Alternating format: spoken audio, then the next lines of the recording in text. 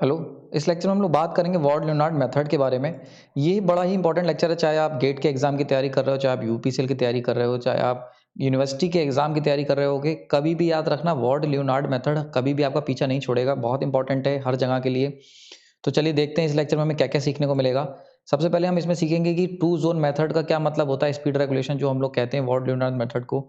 दूसरी चीज कि कैसे पॉसिबल है कि हम लोग इसके अंदर सप्लाई चेंज कर सकते हैं, सप्लाई वोल्टेज की वॉर्ड लियोनार्ड मेथड में। समझ में आ रहा है?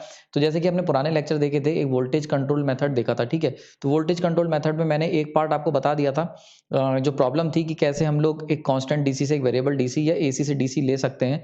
तो उसका एक तरीका था रेक्टिफायर से, थ्रू रेक्टिफायर, और दूसरा मेथड है वॉर्ड लियोनार्ड मेथड, ठीक है। इस लेक्चर में हम लोग इस पर्टिकुलर मेथड को डिटेल में डिस्कस करेंगे। तीसरा जो पॉइंट सीखने को मिलेगा कि इस मेथड के अंदर हमें मोटर जनरेटर सेट की जरूरत क्यों पड़ती है। वेरी इंपॉर्टेंट पॉइंट कि मोटर जनरेटर सेट जो हमें जरूरत पड़ती है उसकी क्या काम है, इस लेक्चर में हम लोग ये सब सीखेंगे। चलिए शुरू करते हैं। सबसे पहले अगर हम बात कर लेते हैं कंस्ट्रक्शन की कि वॉर्ड लियोनार्ड मेथड के कंस्ट्रक्शन के लिए, तो देखो अभी तक आपने जितना भी मैंने लेक्चर्स लिए हैं, पुराने लेक्चर्स, उसमें मैंने आपको एक बताया, जो भी स्पीड रेगुलेशन यानी कि स्पीड कंट्रोलिंग पे जो लेक्चर्स लिए थे, पहला एक मेथड था हमारा रेजिस्टेंस कंट्रोल मेथड था, रेजिस्टेंस कंट्रोल। दूसरा मेथड था हमारे पास जिसके अंदर हमने वोल्टेज कंट्रोल करने की कोशिश की थी। तो नेक्स्ट हमारा जो सेकंड मेथड था वो है voltage control method, voltage control, ठीक है। उस वोल्टेज कंट्रोल के अंदर तीसरा मेथड जो मैंने बताया तुम्हें, वो बनाया flux control method, flux control, ठीक है। ये तीन मेथड हम लोग डिस्कस करे थे। वोल्टेज कंट्रोल के दो पार्ट थे। वोल्टेज, जब भी आपने वोल्टेज कंट्रोल करके देखा होगा तो उसमें दो पार्ट मैंने बताए थे, एक था रेक्टिफायर या सॉरी एससीआर या कह सकते हैं थायरिस्टर कंट्रोल था, और एक था वॉर्ड लियोनार्ड मेथड, ठीक है, वॉर्ड लियोनार्ड मेथड, ठीक।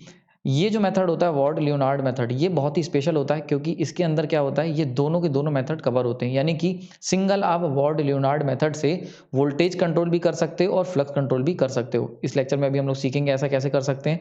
प्लस एक खास बात जो और जिसके ऊपर स्टार मार्क कर लो, ये जो ऊपर वाले दो मेथड थे, यानी कि अगर हम लोग बात करें रेजिस्टेंस कंट्रोल की, ये कहाँ के लिए था, बिलो बेस स्पीड के लिए था, बिलो बेस स्पीड, ठीक है, बिलो बेस स्पीड।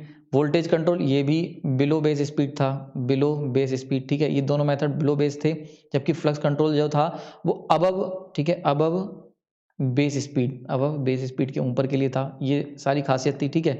तो वॉर्ड लियोनार्ड मेथड जो होता है वो इन दोनों को कंबाइन करता है, यानी कि इस मेथड के अंदर, वॉर्ड लियोनार्ड के अंदर, हमें वॉर्ड लियोनार्ड मेथड में, डब्ल्यूएल मेथड में हमें अबव बेस स्पीड भी मिलेगी और लो बेस स्पीड, ठीक है। तो बेस स्पीड जो होगी, बेस स्पीड, इसके लोअर पोर्शन पे भी हम कंट्रोल कर पाएंगे और अबव बेस स्पीड भी जाके कंट्रोल कर पाएंगे। तो ये इसकी सबसे खास बात है, इसीलिए ये method one of the most important method बन जाता है, क्योंकि इसके अंदर ही कैपेबिलिटी है कि आपको अबव और बिलो दोनों तरफ का मोटर का कंट्रोल दे सकता है। यानी कि कह सकते हैं वाइड रेंज ऑफ कंट्रोल है। और एक और इसकी खास बात है कि इसके अंदर हम लोग बहुत ही ज़्यादा स्पीड को कम कर सकते हैं, प्लस बहुत ज़्यादा स्पीड को बढ़ा भी सकते हैं as compare to base speed, ठीक।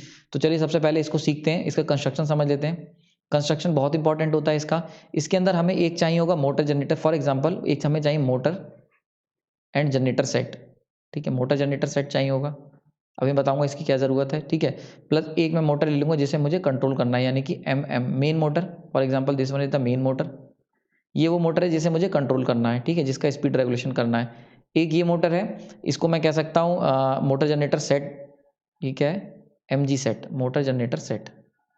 क्लियर हो रहा है यहाँ पे। इसके जो जनरेटर का जो आउटपुट होगा वो एंटर करेगा मोटर के अंदर एज अ सप्लाई, ठीक है। और ये जो मोटर होगी ये बेसिकली हमारे घरों में थ्री फेज सप्लाई आती है, सॉरी हमारे घरों में सिंगल फेज आती है, या फिर थ्री फेज सप्लाई ले सकते हो। दो तरीके हैं, या तो थ्री फेज या सिंगल फेज। तो इन दोनों से चलने वाली मोटर है, उसका नाम होता है induction motor, induction induction motor, ठीक है। ओके, तो या तो थ्री फेज इंडक्शन मोटर या फिर सिंगल फेज इंडक्शन मोटर, ये दो केस पॉसिबल है। तो ये जो मोटर होगी ये बेसिकली हम कह सकते हैं जैसे एक एसी मोटर है, ठीक है, थ्री फेज इंडक्शन और सिंगल फेज इंडक्शन मोटर ले ली। Then this one is the separately excited DC generator. ये आपका क्या है, सेपरेटली एक्साइटेड डीसी जनरेटर है, ये इसका फील्ड वाइंडिंग है, ठीक। तो ये जनरेटर क्या है, ये तुम्हारा क्या है, सेपरेटली एक्साइटेड डीसी जनरेटर, ठीक है। क्लियर हो रहा है। Now this one is the motor. Motor भी क्या है आपकी, सेपरेटली एक्साइटेड डीसी मोटर है। ये क्या है, सेपरेटली एक्साइटेड डीसी मोटर, ठीक है। तो देखो आपके पास ये जो पूरा सेट होता है ये यूज़ करा जाता है, हम लोग इसका इस्तेमाल करते हैं वॉर्ड लियोनार्ड मेथड के अंदर, कंट्रोलिंग के अंदर, ठीक है। तो इसमें करना क्या है, आपको एक जो मेन मोटर है सेपरेटली एक्साइटेड डीसी मोटर की हम लोग स्पीड को रेगुलेट करने की कोशिश करेंगे। इसको मैंने नाम दिया है मेन मोटर। ये हमारे पास मोटर जनरेटर सेट है, ये तुम्हारी क्या करेगा, ये जो जनरेटर है ये बेसिकली सप्लाई प्रोवाइड करेगा मेन मोटर को, और इसकी जो सप्लाई है वो कहाँ से कंट्रोल होगी, वो कंट्रोल होगी इस सेपरेटली एक्साइटेड फील्ड वाइंडिंग से। इस मोटर की जो फ्लक्स है ये कहाँ से कंट्रोल होगी, इस सेपरेटली एक्साइटेड फील्ड वाइंडिंग से। और इस जनरेटर को चलाने के लिए क्योंकि मैकेनिकल एनर्जी की ज़रूरत है, तो वो मैकेनिकल एनर्जी तुम्हें देगी 3 फेज एसी मोटर, ठीक है, समझ में आ रहा है।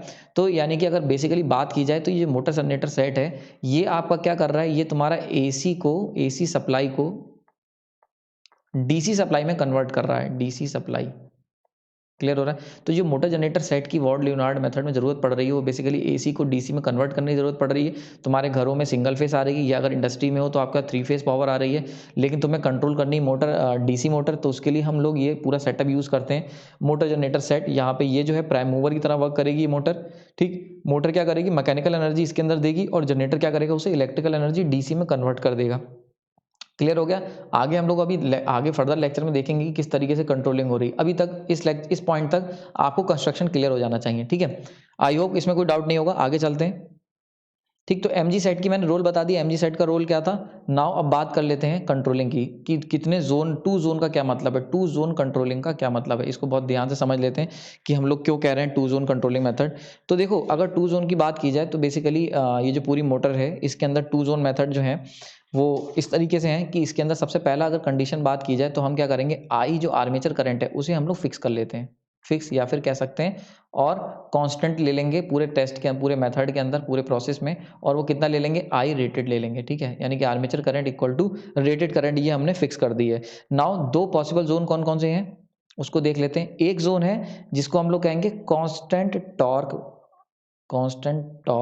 जोन, ठीक। दूसरा है कांस्टेंट पावर जोन। अभी हम इसको एक एक करके डिटेल में चर्चा करेंगे इस पे, कांस्टेंट पावर जोन, ठीक है। इसका एक और नाम भी दे सकते हैं, अगर for example this one is the base line, यानी कि अगर हमारे पास ये मोटर की स्पीड रेंज है एन, ठीक है, तो ये अगर मान लेते हैं एन बेस है, एन बेस स्पीड है, ठीक है। तो ये वाला जो पावर पोर्शन है ये इतना पूरा, इसको हम कहेंगे below base speed, below base speed zone, और इसे कहेंगे अबव बेस स्पीड जोन, अब बेस स्पीड जोन, ठीक है। तो ये हो गया तुम्हारा अबव बेस स्पीड जोन, ठीक है, और ये हो गया बिलो बेस स्पीड जोन। तो ये जो कांस्टेंट टॉर्क जोन है इसको हम लोग कह सकते हैं बिलो बेस स्पीड जोन भी कहते हैं, और कांस्टेंट पावर जोन होता है इसे अबव बेस स्पीड जोन भी कहते हैं, ठीक है। ऐसा क्यों कह रहे हैं इसको हम लोग अभी आगे चल के देखेंगे। दूसरी इंपॉर्टेंट चीज इसके अंदर देखो, अब इसके अंदर क्या करना है बिलो बेस स्पीड जोन में, इसके लिए मैंने आपको 2 मेथड ऑलरेडी बताए थे फर्स्ट पार्ट में। देखो एक तो रेजिस्टेंस कंट्रोल था या फिर वोल्टेज कंट्रोल मेथड होता है। तो यानी कि अगर हमें बिलो बेस स्पीड पे मोटर को कंट्रोलिंग करनी है, ठीक है, अगर आपको जो मोटर चलानी है, जो मेन मोटर है यानी कि ये वाली, ये मोटर अगर आपको मेन मोटर आपको इस बिलो बेस स्पीड पे चलानी है, तो ऐसे केस में क्या करोगे, आप कौन सा मेथड यूज करोगे इस पर्टिकुलर रेंज के लिए, आप यूज करोगे कांस्टेंट टॉर्क मेथड, ठीक है, या फिर कह सकते हैं voltage control method, voltage control method. क्योंकि मैंने तुम्हें बताया था शुरुआत के लेक्चर में देख चुके हैं कि वोल्टेज कंट्रोल मेथड और रेजिस्टेंस कंट्रोल मेथड दोनों के दोनों कहाँ यूज होते हैं, बिलो बेस स्पीड के लिए यूज होते हैं। तो हम लोग वोल्टेज कंट्रोल मेथड यूज करेंगे अगर हमें बेस स्पीड से लो पे ऑपरेट करनी, यानी कि जोन 1 में, इसको जोन 1 नाम दे देता हूँ, जोन 1 में, तो ये वोल्टेज कंट्रोल मेथड का इस्तेमाल करूंगा। अगर अब बेस स्पीड पे मुझे जाना है तो इसका एक लौता तरीका है, वो क्या है, फ्लक्स कंट्रोल मेथड, या फिर और फ्लक्स वीकनिंग मेथड, ठीक है। तो ये देखो इतने सारे नाम होते हैं, इसीलिए टॉपिक इतना इंपॉर्टेंट है। यानी कि अगर देखो मोटर की कंट्रोलिंग की बात की जाए तो वाइड रेंज में हम वॉर्ड लियोनार्ड मेथड में कंट्रोल कर सकते हैं। अगर तुम स्पीड के ऊपर जा रहे हो, बेस स्पीड के ऊपर कंट्रोल करोगे तो उस मेथड को वो कैसे पॉसिबल है, फ्लक्स कंट्रोल मेथड से पॉसिबल है। इसको और हम एक नाम दे सकते हैं, अबव बेस स्पीड जोन कह सकते हैं, या फिर कांस्टेंट पावर मेथड भी कह सकते हैं, कांस्टेंट पावर जोन कह सकते हैं, ठीक है। तो कांस्टेंट पावर जोन या कांस्टेंट पावर मेथड, या फिर flux control method, flux weakening method, ठीक, अबव बेस जोन मेथड, कई सारी चीजें हो गई। नाउ अगर बात करें लो बेस स्पीड पे तो इसको हम कहेंगे कांस्टेंट टॉर्क मेथड, ठीक है, या फिर कह सकते हैं वोल्टेज कंट्रोल मेथड, और या फिर बिलो बेस स्पीड जोन कह सकते हैं। इसको मैंने जोन 1 नाम दिया, ये हो गया तुम्हारा जोन 2। क्लियर हो गया। तो ये नेमिंग बहुत इंपॉर्टेंट है। सिंपल सी चीज़ बताई गई, यानी कि अगर आप मोटर को अबव बेस स्पीड चला रहे हो तो उसका मेन जो इकलौता रीज़न है वो क्या है कि आपने उसमें फ्लक्स वीकनिंग कंट्रोल का इस्तेमाल करा है। वहीं अगर उसे बिलो बेस स्पीड चला रहे हो तो वहाँ पे हम कह सकते हैं कि वोल्टेज कंट्रोल मेथड का आपने इस्तेमाल किया होगा। ठीक है, आई होप ये चीज़ समझ में आ गई होगी। नाउ आगे चलते हैं। इसके बाद अब बात करते हैं एक एक मेथड को पकड़ के चलते हैं। नाउ कांस्टेंट टॉर्क मेथड, तो हम पहले बात कर रहे हैं जोन 1 में, जोन 1 के मेथड की या फिर कांस्टेंट टॉर्क मेथड की। ठीक है, या फिर हम कह सकते हैं बिलो बेस स्पीड की बात कर रहे हैं, बिलो बेस स्पीड मेथड की, बिलो बेस स्पीड की। ठीक है, या फिर एक नाम और जो मैंने बताया था इसका, आपका वोल्टेज कंट्रोल मेथड की, वोल्टेज कंट्रोल। समझ में आ गई? ये 4 नाम मैंने बता दिए हैं, इससे अलावा कोई नाम आपको बुक में नहीं मिलेगा, ये आपको पता होने चाहिए। ठीक है, तो ये चीज़ क्लियर हो गई। नाउ अगर इस मेथड की अगर हम लोग बात करें तो सिंपल सी चीज़ है, इसके अंदर हमें एक तो हमने आईए को कांस्टेंट कर रखा है, वो तो दोनों में कांस्टेंट किया हुआ है, वो आईए कांस्टेंट कर दिया। ठीक, नेक्स्ट चीज़ आती है टॉर्क की, अगर बात कर लें टॉर्क। ठीक, तो टॉर्क होता है तुम्हारा के फाई एफ इंटू आई ए। ठीक है, ये तुम्हारा कांस्टेंट है, ये कांस्टेंट हो गया। ठीक, इस मेथड के अंदर constant voltage method, sorry constant torque method में क्या होता है, इस फ्लक्स को भी कांस्टेंट कर देते हैं। अगर फ्लक्स और आई ए कांस्टेंट है तो ऑब्वियस सी चीज़ है, टॉर्क क्या हो जाएगा, टॉर्क तुम्हारा कांस्टेंट हो जाएगा। इसीलिए इस मेथड का नाम पड़ा है कांस्टेंट टॉर्क मेथड। ठीक है, कांस्टेंट टॉर्क नाम क्यों पड़ा, क्योंकि अगर आपको बिलो बेस स्पीड में जाना है तो आपको फ्लक्स कांस्टेंट करना है और आर्मेचर करंट को भी कांस्टेंट कर देना है। जब ये दोनों कांस्टेंट करोगे तो टॉर्क ऑब्वियसली कांस्टेंट हो जाएगा, तो इसीलिए इसका मेथड का नाम पड़ा कांस्टेंट टॉर्क मेथड। ठीक है, इसमें कोई डाउट नहीं होना चाहिए, ये चीज़ सिंपल है। क्लियर है, आगे चलते हैं। अब देखो, अगर ये तुम्हारा कांस्टेंट है तो पावर का फॉर्मूला क्या होता है, एक पावर का जो फॉर्मूला होता है पावर, वो इक्वल टू होता है टी इंटू ओमेगा। ओमेगा क्या होती है, एंगुलर स्पीड होती है। ठीक, अब टॉर्क, क्योंकि ये चीज़ क्या है तुम्हारी, ये क्या है, कांस्टेंट है इस मेथड में, तो ऑब्वियस सी चीज़ है क्या हो जाएगा, P directly proportional to omega. समझ में आ रही, तो P तुम्हारा डायरेक्ट प्रोपोर्शनल टू ओमेगा हो गया, यानी कि पावर जो होगी, जैसे जैसे आप पावर इंक्रीज करोगे या डिक्रीज करोगे वैसे वैसे स्पीड क्या होगी, इंक्रीज और डिक्रीज होगी। ठीक है, अच्छा पावर का फॉर्मूला क्या होता है, P जो होता है तुम्हारा वो डायरेक्ट प्रोपोर्शनल होता है VT और IA के। क्लियर हो गया। अब देखो क्या है इस पूरे प्रोसेस में IT जो है ये तुम्हारा IA, ये क्या है, ये कॉन्स्टेंट है, तो ऐसे में P क्या होगा, डायरेक्ट प्रोपोर्शनल हो जाएगा VT के। समझ में आ गया, तो जैसे जैसे आप VT को रिड्यूस करोगे वैसे वैसे P रिड्यूस होगा, जैसे जैसे P रिड्यूस होगा वैसे वैसे स्पीड आपकी रिड्यूस हो जाएगी। तो बिलो बेस स्पीड में इस तरीके से काम होता है। क्लियर हो गया, समझ में आ गया होगा। अच्छा VT क्या है, तो देखो VT को समझ लो, यहाँ से जो वोल्टेज जाएगा, ये जो वोल्टेज बनेगा वो बनेगा EG, और आउटपुट में जो मुझे इस मोटर के अक्रॉस वोल्टेज मिलेगा वो वोल्टेज होगा VT वोल्टेज। क्लियर हो गया, तो जो जनरेटेड वोल्टेज है जनरेटर का, MG सेट के जनरेटर का, वो वर्क करेगा सप्लाई वोल्टेज की तरह मोटर के लिए, तो टर्मिनल वोल्टेज VT आ जाएगा। ठीक, इसी वोल्टेज की बात हम यहाँ कर रहे हैं। तो इस मेथड की वर्किंग आई होप समझ में आ गई कि कुछ नहीं करना है आपको, क्या करना है इस मेथड की, यानी कि जोन 1 में अगर तुम्हें अपनी मोटर को चलाना है, यानी कि बिलो बेस स्पीड, तो आप क्या करो, करंट कांस्टेंट कर दो, फ्लक्स कांस्टेंट कर दो। अच्छा करंट याद रखना पूरे सिस्टम में कांस्टेंट रहेगा, यानी कि बिलो बेस अबव बेस दोनों में करंट कांस्टेंट रख देते हैं, रेटेड करंट। ठीक, तो करंट कांस्टेंट रखना है। दूसरी चीज क्या करनी है, फ्लक्स को कांस्टेंट रख देना है। जब ये दोनों चीजें कांस्टेंट रखोगे तो टॉर्क ऑटोमेटिकली कांस्टेंट हो गया, और टॉर्क कांस्टेंट हो गया तो power equal to T into omega होती है। टी कांस्टेंट है तो P direct proportional to omega आ गया, यानी कि जैसे जैसे पावर को रिड्यूस करोगे वैसे वैसे क्या होगा, स्पीड तुम्हारी रिड्यूस होती चली जाएगी। ठीक, नाउ पावर को कैसे रिड्यूस कर सकते हो, तो पावर इक्वल टू होती है VT इंटू आई ए, यानी terminal voltage into armature current. अब क्योंकि तुमने VT जो है इसको क्या, ये डायरेक्ट प्रोपोर्शनल है पावर के, सॉरी आई ए को तुमने कांस्टेंट कर रखा है, तो ऑब्वियस सी चीज़ है जो पावर होगी वो डायरेक्ट प्रोपोर्शनल आ जाएगी सप्लाई वोल्टेज के। तो P equal to generator voltage, ये क्या है, ये कौन सा, ये जनरेटर वोल्टेज है, जो जनरेटर MG सेट का जो जनरेटर दे रहा है उसका वोल्टेज है। ठीक है, तो जनरेटर वोल्टेज, ठीक, तो P डायरेक्ट प्रोपोर्शनल VT, जैसे जैसे वोल्टेज को कम करोगे वैसे वैसे तुम्हारी क्या होगी, पावर रिड्यूस होती जाएगी, और जैसे जैसे पावर को रिड्यूस करोगे वैसे वैसे आपका स्पीड कम हो जाएगी। ठीक, तो VT को तुम रिड्यूस करोगे इससे क्या होगा, P रिड्यूस होगी, P रिड्यूस करोगे इससे क्या होगा, ओमेगा जो होगी वो रिड्यूस हो जाएगी। तो फॉर्मूले की बात करें जाए तो P1 by P2 equal to हो जाएगा ओमेगा 1 बाई ओमेगा 2 कह सकते हैं, या फिर N1 बाई N2 कह सकते हैं। ठीक है, ये जानते ही होगे, omega equal to 2 pi N/60 होता है। ठीक है, उसी तरीके से तो ये कांस्टेंट ये, तो इसलिए हम ये फॉर्मूला निकल के आता है। ठीक है, तो ये हो गया तुम्हारा constant torque variable power method. इसीलिए इसका एक नाम और हो जाता है, क्योंकि इसमें पावर वेरिएबल होती है। यहाँ मैंने लिखाया था कांस्टेंट टॉर्क, पूरा नाम होता है constant torque variable power method, variable power method. ठीक है, तो टॉर्क कांस्टेंट रहेगा, पावर क्या होगी, वेरिएबल हो जाएगी। क्लियर हो गया यहाँ पे। नाउ नेक्स्ट, अगर तुम्हें मान लेते हैं जोन 2 में ऑपरेट करना है, जोन 2 यानी कि हम कह सकते हैं किसमें, तुम्हें कांस्टेंट पावर में ऑपरेट करना है, पावर मोड में, या फिर अब बेस स्पीड करना है, अब बेस स्पीड अगर तुम्हें ऑपरेट करना है, ठीक है, या फिर कह सकते हैं फ्लक्स वीकनिंग और कंट्रोलिंग मेथड, ठीक है, कंट्रोलिंग या तो वीक करोगे या कंट्रोलिंग मेथड में ऑपरेट करना है। अगर तुम्हें इनमें से किसी में ऑपरेट करना है आपको, तो हम लोग कहेंगे उसे जोन 2 मेथड, यानी कि फ्लक्स वीकनिंग कंट्रोल मेथड और कांस्टेंट पावर मेथड। ठीक, अब इसके अंदर देखो क्या करना है, सिंपल सी चीज़ है, सिंपल से समझते हैं। आईए हमने ऑटोमेटिकली कांस्टेंट कर रखा है दोनों सिस्टम में, आईए कांस्टेंट हो गया। नेक्स्ट तुम क्या करोगे, फ्लक्स को वीक करोगे, ठीक है। अगर फ्लक्स को रिड्यूस करोगे तो इससे क्या होगा, टॉर्क की बात कर लें, टॉर्क इक्वल टू होता है के फाई आईए होगा, ठीक है। अब ये कांस्टेंट है तो टॉर्क डायरेक्टली प्रोपोर्शनल हो गया फाई के, क्लियर हो गया।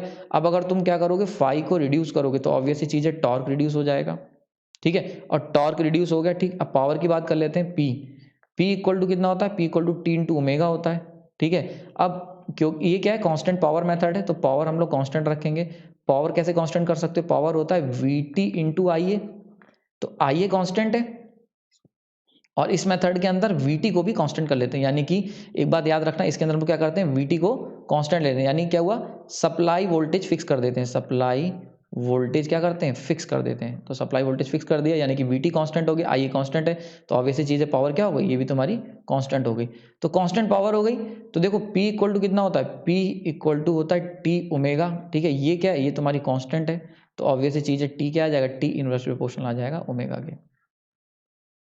समझ में आ रहा है, आई होप जी समझ में आ रही होगी, ठीक है। तो करा क्या है, आपको क्या क्या कांस्टेंट रखना है, IA को कांस्टेंट रखना है, VT को कांस्टेंट रखना है, RA को कांस्टेंट रखना है। ये तीन चीज जैसी कांस्टेंट रखोगे तो इससे क्या होगा, पावर तुम्हारी क्या होगी, कांस्टेंट हो गई, पावर कांस्टेंट हो गई।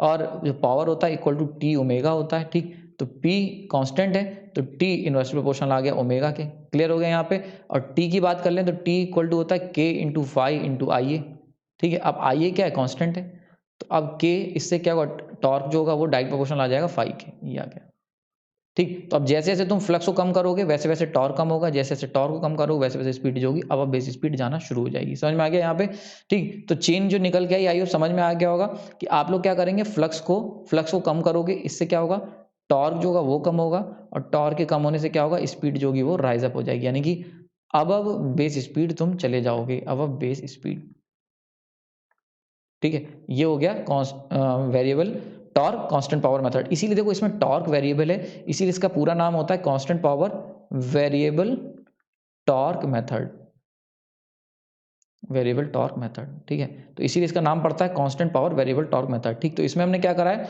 टॉर्क को वेरिएबल कराया है फ्लक्स को वेरी कराने से, ठीक। तो समझ में आ गया होगा, इसमें कोई डाउट नहीं होना चाहिए, ठीक। नाउ इसका जैसे कर्व देख लेते हैं, कर्व कैसा बनेगा, इसका कर्व को समझ लेते हैं, curve of Ward Leonard method. तो देखो ये हमारे पास है वाई एक्सिस, ये हो गई एक्स एक्सिस, इसको ले लेते हैं speed. Now this one is the base speed कह देते हैं, एन बेस, ठीक है। अब देखो यहाँ पे क्या करना है हमें, पहले हम ले लेते हैं कांस्टेंट, यानी कि बिलो बेस स्पीड में कौन सा वर्क काम करता है, कांस्टेंट टॉर्क, ठीक। तो टॉर्क का पहले बना लेते हैं, यहाँ पे टॉर्क का कर्व इस तरीके से आएगा यहाँ तक, ठीक। टी रेटेड हो गया, टी रेटेड कांस्टेंट टॉर्क, ठीक। यहाँ तक बिलो बेस स्पीड है। और वेरिएबल पावर, पावर क्या होगी, वेरिएबल होगी। तो देखो पावर जो थी, पावर का हम लोग ने फॉर्मूला निकाला था यहाँ पे, ये रहा, ठीक। तो अगर मान लेते हैं नो लोड स्पीड की बात करिए, अगर एन इक्वल टू जीरो रखोगे, अगर एन इक्वल टू जीरो यानी कि नो लोड जब स्टार्ट करोगे, तो ऐसे में पावर क्या होगी, वो भी जीरो होगी। तो सिंपल सी चीज़ है, पावर कहाँ से शुरू होगी, जीरो से स्टार्ट होगी। तो पावर आपकी कहाँ से, जीरो से स्टार्ट होगी, ठीक। ये जाएगा पावर का। जैसे जैसे तुम क्या करोगे, पावर स्पीड बढ़ाते जाओगे वैसे वैसे पावर बढ़ती जाएगी, या कह सकते हैं जैसे जैसे आप लोग पावर को बढ़ाते जाओगे वैसे वैसे स्पीड बढ़ेगी। Now this one is the power curve, ठीक है। तो ये हो गया तुम्हारा पावर का, ठीक। और ये हो गया टॉर्क, ठीक। तो ये टॉर्क कर्व हो गया, ये पावर हो गया बिलो बेस स्पीड, ठीक है। तो ये कौन सा रीजन है, बिलो बेस स्पीड, ठीक है। बिलो बेस स्पीड जाओगे तो कर्व तुम्हारा इस तरीके से आपके सामने आ जाएगा, ठीक है। नाउ बात कर लेते हैं, अगर मान के चलते हैं, अगर हम लोग क्या कर रहे हैं, अगर हम लोग अबव बेस स्पीड पे काम कर रहे हैं, यानी कि इस दूसरे मेथड में, जैसा कि हमने यहाँ पे डिस्कस करा था, तो इसका जो फॉर्मूला क्या निकल के आया था, इसका फॉर्मूला निकल के आया था कि T1 upon T2 equal to N2 by N1, यही तो आएगा निकल के, क्योंकि ये इनवर्सली प्रोपोर्शनल है स्पीड के, ठीक है। तो अब जरा देखते हैं, यानी कि जैसे जैसे तुम स्पीड को बेस स्पीड के आगे निकलोगे तो एन को इंक्रीज कर रहे हो तो टॉर्क क्या होगा, टॉर्क तुम्हारा रिड्यूस होने लगेगा। तो टॉर्क आपका इन्वर्सली प्रोपोर्शनल है तो ये रिड्यूस होने लगेगा इस तरीके से। ये हो गया टॉर्क, ये हो गया टॉर्क, ठीक है। टॉर्क तुम्हारा रिड्यूस क्यों हो रहा है, क्योंकि टॉर्क क्या है, टॉर्क जो है इस एरिया में टॉर्क इन्वर्सली प्रोपोर्शनल है एन के, 1/n, ठीक। टॉर्क क्योंकि 1/n है और पी जो है इस एरिया में पी क्यों जा रहा है, क्योंकि पी डायरेक्ट प्रोपोर्शनल है एन के। ये वाला curve P direct proportional to N है, ये torque inversely proportional to N है। क्लियर हो गया यहाँ पे, ये चीज़ सही है। आगे चलते हैं, पावर पे क्या असर पड़ेगा।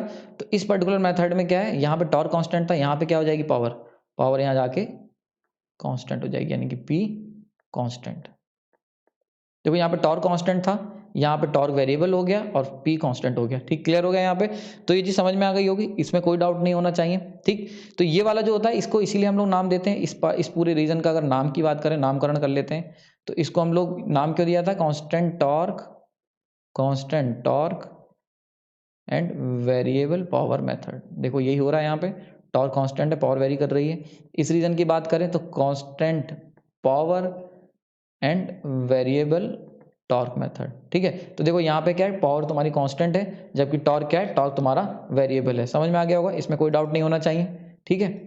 ठीक है, तो आई होप इसमें कोई डाउट नहीं होगा, ये चीज़ समझ में आ गई होगी, बहुत सिंपल सी चीज़ है, ठीक है। मैंने अपनी पूरी कोशिश की है इसके जो कॉम्प्लेक्सिटी है उसको रिड्यूस करने की, ताकि आपको इजीली समझ में आ सके वॉर्ड लियोनार्ड मेथड क्या होता है, क्योंकि बुक्स में काफ़ी ज़्यादा ये कंफ्यूजिंग दे रखा होता है और वो क्लियर नहीं हो पाता है किस तरीके से हो रहा है। आई होप इस लेक्चर में आपको हेल्प मिले और इस लेक्चर से आप सारे कॉन्सेप्ट अपने क्लियर कर पाओ। नाउ अब जो सबसे इंपॉर्टेंट चीज़ होती है, यानी कि इसकी इन्वेस्टिगेशन करना कि कैसे हो पा रहा है, तो टॉपिक का नाम है हाउ टू कंट्रोल, ठीक है। कैसे कर रहे हो ये सब तुमने कहा, ठीक है। तो यानी कि हमने क्या करा, जोन 1 की अगर बात करें, जोन 1, तो वहां पे हमने क्या करा है, हमने वीटी को लो करने की कोशिश करी है, ये काम किया है अल्टीमेटली, बड़ा बड़ा देखा जाए। और अगर बात करी जाए जोन 2 की, जोन 2, तो उसके अंदर हमने क्या करा है, फ्लक्स को क्या करा है, फ्लक्स ऑफ मेन मोटर, उसको हमने रिड्यूस करा है, ठीक। तो अब जरा देखते हैं कि किस तरीके से काम कर रहा है ये, यहाँ से समझते हैं, ठीक है। तो इसके लिए जल्दी से हम लोग सर्किट ड्रॉ कर लेते हैं। ये दो काम के, इसमें कोई डाउट नहीं होना चाहिए, क्योंकि इस मेथड में जोन 1 में हमने वोल्टेज सप्लाई वोल्टेज को रिड्यूस करा है और जोन 2 में हमने क्या करा है, फ्लक्स को रिड्यूस करा। फ्लक्स वीकनिंग मेथड है ये, मैंने बता चुका हूँ, ये कौन सा है, फ्लक्स वीकनिंग मेथड। देखो यहाँ पे नाम भी लिखा होगा, फ्लक्स वीकनिंग मेथड। तो जैसे कि हमने पुराने फ्लक्स वीकनिंग मेथड में देखा था, सिमिलरली यहाँ पे हमने फ्लक्स को रिड्यूस करा है, ठीक। फ्लक्स को डाउन करने की कोशिश करिए, कौन से फ्लक्स को, मोटर के फ्लक्स को। नाउ अब जरा इस चीज को समझते हैं कैसे काम करता है, ठीक। उसके लिए मैं आप लोगों के लिए कर्व बनाता हूँ, ठीक है। जनरेटर का जरा जल्दी से स्ट्रक्चर देखते हैं जो हमने सीखा था, ठीक। तो हमारे पास क्या था, एक तो थी हमारे पास मोटर थी, ये कौन सी थी, एसी मोटर जो कि प्राइम मूवर की तरह वर्क कर रही थी। इससे हम चला रहे थे जनरेटर, ठीक है। और ये जो जनरेटर था इसकी जो सप्लाई थी ये जा रही थी मोटर में, ये आपकी मोटर, मेन मोटर कह देता हूँ, इसको हम लोग कंट्रोल करने की कोशिश कर रहे थे, यही तो कर रहे थे, ठीक है। अब देखो क्या था, ये थी सेपरेटली एक्साइटेड, यानी कि एक सेपरेटली एक्साइटेड फील्ड वाइंडिंग इसकी है और एक सेपरेटली फील्ड वाइंडिंग इसकी है, ठीक है। तो देखो अगर तुम इसकी फील्ड वाइंडिंग, अब देखो, अच्छा हाँ, एक यहाँ पे जो ईजी जनरेट हो रहा था वो यहाँ पे वीटी पहुंच रहा था, क्लियर हो गया, ठीक है। और ये हो गया जनरेटर की फील्ड वाइंडिंग और ये हो गई मोटर फील्ड वाइंडिंग। नाउ अगर तुम जनरेटर की फील्ड वाइंडिंग, यानी कि इसको अगर आप जनरेटर की फील्ड वाइंडिंग को चेंज करने की कोशिश करोगे, ठीक है, तो इससे क्या होगा, अगर इसका फ्लक्स आप रिड्यूस करोगे, यानी कि फाई जनरेटर को अगर रिड्यूस करोगे, तो इससे क्या होगा, ईजी जो होगा वो रिड्यूस होगा and then ultimately VT reduce हो जाएगा। वीटी जब रिड्यूस होगा तो आप कौन से मेथड में आ गए, जोन 1 में ऑपरेट कर जाओगे, समझ में आया। तो जोन 1 में ऑपरेट करने के लिए तुम्हें क्या करना था, वीटी को रिड्यूस करना था। तो बहुत ही सिंपल तरीका क्या होता है, आप क्या करो, जो सेपरेटली एक्साइटेड जनरेटर यूज कर रहे हो उसका फ्लक्स रिड्यूस कर दो। जैसे ही आप उसका फ्लक्स रिड्यूस करोगे तो उससे जनरेटेड बनने वाला जो वोल्टेज है वो रिड्यूस हो जाएगा और जिसकी वजह से क्या होगा, टर्मिनल वोल्टेज ऑटोमेटिकली रिड्यूस हो जाएगा और तुम जोन 1 यानी कि बिलो बेस स्पीड में ऑपरेट करने लगोगे। क्लियर हो गया यहाँ पे। वहीं पे अगर बात करी जाए अगर बेस जोन 2 की, तो देखो आप क्या करें, इसको अगर हम लोग मोटर का जो फ्लक्स है यानी कि फाई मोटर, अगर मैं इसको क्या करता हूं, इसको रिड्यूस करता हूं फ्लक्स मोटर के, तो फ्लक्स मोटर के रिड्यूस होने से क्या होगा, आप किस में चले जाओगे, तुम्हारा जो टॉर्क होगा वो क्या होगा, वो रिड्यूस होगा और टॉर्क के रिड्यूस होने से क्या होगा, मोटर की स्पीड जो होगी वो राइज अप हो जाएगी और आप किस मेथड में आ जाएंगे, जोन 2 में ऑपरेट करने लगोगे। समझ में आया। देखो कितना इजी है, यानी कि अगर आप जनरेटर का जो मोटर जनरेटर सेट का जनरेटर का अगर आप फ्लक्स चेंज करते हो तो जोन 1 में ऑपरेट करोगे और अगर तुम मोटर यानी कि मेन मोटर का फ्लक्स चेंज करते हो तो जोन 2 में ऑपरेट करोगे। यानी कि अगर कंक्लूड करा जाए कैसे कंट्रोलिंग कर रही है है, ठीक। तो अगर तुमने जनरेटर का यानी कि फ्लक्स जनरेटर का अगर आप चेंज करोगे तो तुम जोन 1 में ऑपरेट करोगे, जोन 1 में। और फ्लक्स अगर तुम्हें मोटर कौन सी मोटर, मेन मोटर, जो मेन मोटर है उसका अगर फ्लक्स को अल्टर करोगे तो जोन 2 में ऑपरेट करने लगोगे। क्लियर हो गया?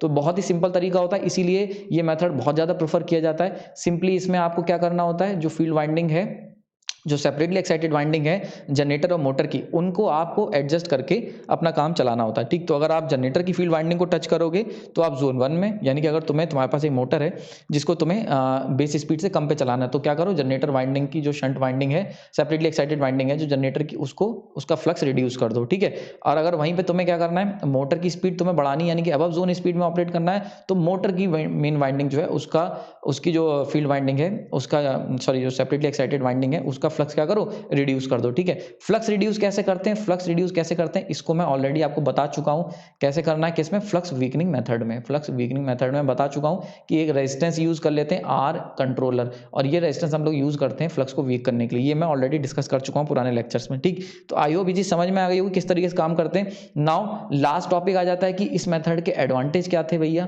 तो एडवांटेज बहुत सारे हैं, अगर एडवांटेज की बात करोगे, ठीक। तो सबसे पहला एडवांटेज है कि ये जो मेथड है बहुत ही ज़्यादा वेरी फ्लेक्सिबल मेथड है, वेरी फ्लेक्सिबल, बहुत ईजी, वेरी फ्लेक्सिबल, यानी कि वाइड रेंज ऑफ, ठीक है, बहुत इजीली कर सकते हो, बहुत फ्लेक्सिबल है। दूसरा क्या है, wide range of speed control possible है, wide range of speed control possible है, wide range of speed control, यानी कि वाइड रेंज में स्पीड को कंट्रोल कर सकते हो। क्यों? क्योंकि देखो जितने भी मेथड मैंने तुम्हें बताया, चाहे वोल्टेज कंट्रोल हुआ चाहे रेजिस्टेंस कंट्रोल हुआ, दोनों के दोनों या तो बिलो बेस स्पीड कर रहे थे, और फ्लक्स वीकनिंग कंट्रोल था वो अबव बेस स्पीड कर रहा था। तो बाकी जितने मेथड थे वो या तो स्पीड को लो कर रहे थे या स्पीड को हाई कर रहे थे। ये एक लौता ऐसा मेथड है जो दोनों के दोनों रेंज में ऑपरेट करता है। क्योंकि दोनों रेंज में करता है इसीलिए इसको कहते हैं wide range of speed control. इसकी अगर रेंज की बात करिए तो 40:1 इतना बड़ा स्पीड रेशियो हम चेंज कर सकते हैं, यानी कि 40 टाइम्स तक ले जा सकते हैं स्पीड को, ठीक है। तो 1:40 इतना, 40:1 इतना हम लोग स्पीड रेंज में ऑपरेट कर सकते हैं, इसीलिए इसे हम लोग wide range of speed control कहते हैं, ठीक है। समझ में आ गया? नाउ अगर डिसएडवांटेज की बात कर लें तो एक सबसे बड़ा डिसएडवांटेज है इसकी इनिशियल कॉस्ट बहुत ज़्यादा है।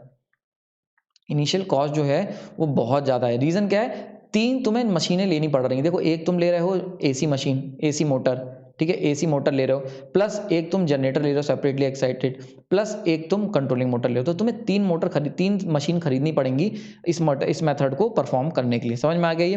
तो आई होप ये लेक्चर तुम्हें समझ में आया होगा। इसके अंदर मैंने वॉर्ड-ल्यूनाद मेथड के अंदर हमने अलग अलग मेथड्स के बारे में डिस्कस करा, कैसे उसको कंस्ट्रक्शन है वो सीखा, फिर 2 जोन के क्या 2 जोन का मतलब क्या होता है ये समझे। देन जोन 1 को हमने सीखा कि क्यों उसका नाम constant torque variable power method है, ठीक है, ये हमने फॉर्मूला निकाला।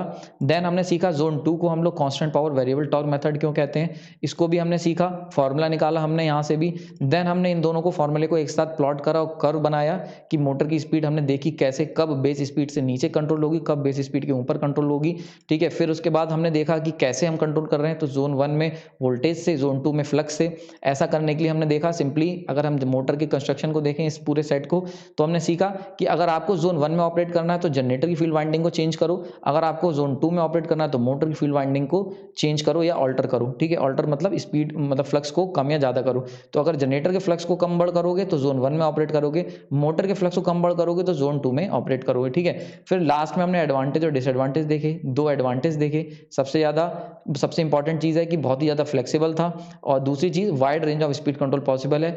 एक लौता इसका डिसएडवांटेज ये है कि इनिशियल कॉस्ट बहुत ज्यादा है क्योंकि 3 मशीन की जरूरत पड़ेगी, ठीक है। आपने अपना कीमती समय दिया उसके लिए धन्यवाद। ये आपके लिए बहुत इंपॉर्टेंट लेक्चर था। मैंने अपनी पूरी कोशिश की है कि आपको कैसे मैं इस पूरे लेक्चर को सिंप्लीफाई करके पढ़ा सकूं और आपके लिए डीसी मशीन में इंटरेस्ट बना रहे, और स्पीड कंट्रोल वॉर्ड-ल्यूनार्ड से कैसे करते हैं ये समझ में आ सके। बुक्स में काफ़ी कॉम्प्लिकेटेड तरीके से दिया होता है, लेकिन अगर आप इस लेक्चर को ध्यान से देखोगे और आपने प्रीवियस लेक्चर मेरे देखे हैं तो आप लेक्चर जो बुक में ये टॉपिक है उसको ईजिली समझ पाओगे। आपने अपना कीमती समय दिया उसके लिए धन्यवाद।